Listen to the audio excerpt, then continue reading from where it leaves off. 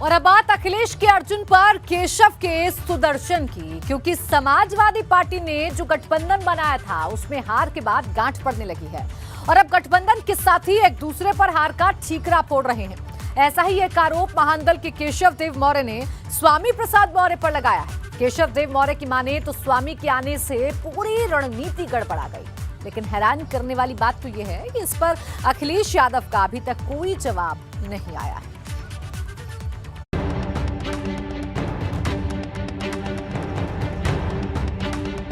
अखिलेश के अर्जुन पर केशव का सुदर्शन, हार के बाद सपा गठबंधन में दरार, एक मौर्य का दूसरे मौर्य पर प्रहार। मैं ये कह रहा हूँ रणनीतिक चाल हो सकती है कि स्वामी प्रसाद मौर्य जी को भेज के और प्रत्याशियों को और ओवर कॉन्फिडेंस किया जाए। यूपी चुनाव में जिस गुलदस्ते की दुहाई अखिलेश यादव ने दी थी, वो हार के 5वें दिन ही उजड़ गया है। महानदल के अध्यक्ष केशव देव मौर्य ने स्वामी प्रसाद मौर्य पर हार का ठीकरा फोड़कर समाजवादी खेमे में हड़कंप मचा दिया है। जब तक स्वामी प्रसाद मौर्य जी नहीं आए थे, महानदल का इस्तेमाल हो रहा था, महानदल के लोगों को पूछा जा रहा था, महानदल के पदाधिकारियों से वोट के बारे में जानकारी ली जा रही थी, कहाँ कितना वोट है। और जब स्वामी प्रसाद मौर्य जी आए तो समाजवादी पार्टी के जितने भी प्रत्याशी थे वो ओवर कॉन्फिडेंस में आ गए। उन्होंने महानदल को एकदम किनारे रखा। केशव देव मौर्य की माने तो स्वामी प्रसाद मौर्य के सपा में आने से सारी रणनीति फेल हो गई। सपा को लगा कि स्वामी प्रसाद मौर्य ही नैया पार लगा देंगे, जिससे केशव देव मौर्य की पार्टी में पूछ कम हो गई। इतना ही नहीं, केशव देव मौर्य को लगता है कि चुनाव से ठीक पहले स्वामी का सपा में आना एक बड़ी साजिश थी। मैं ये कह रहा हूँ रणनीतिक चाल हो सकती है कि स्वामी प्रसाद मौर्य जी को भेज के और प्रत्याशियों को और ओवर कॉन्फिडेंस किया जाए, और ओवर कॉन्फिडेंस किया गया।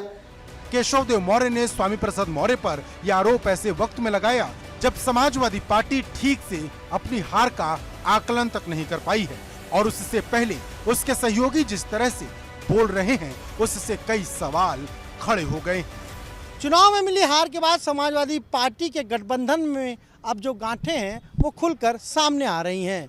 दरअसल समाजवादी पार्टी के सहयोगी महानदल के अध्यक्ष केशव देव मौर्य ने आज साफ तौर पर कहा कि इस गठबंधन में उनको तवज्जो नहीं दी गई, उनका सही ढंग से इस्तेमाल नहीं किया गया और कहीं ना कहीं जो उनके कार्यकर्ता थे उनका भी चुनाव में बेहतर इस्तेमाल नहीं हुआ।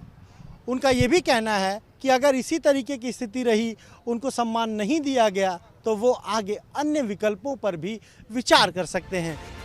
तो क्या मान लिया जाए कि ये सपा गठबंधन में दरार की शुरुआत है? क्योंकि अभी 2 दिन पहले ओम प्रकाश राजभर ने ये कहते हुए भूचाल ला दिया था कि हार का पता उन्हें पहले ही चरण में चल गया था।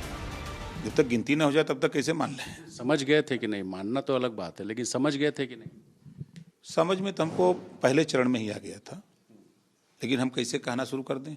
फिर आप चल सन्यासी मंदिर में ये गाना बजेगा, चमचम खिलाएंगे, बीजेपी का सुपड़ा साफ हो जाएगा, ये सब जो बयान देते थे, ये फिर आखिर क्यों दे रहे थे? 6 चरण का चुनाव बाकी था, इस नाते कहते थे।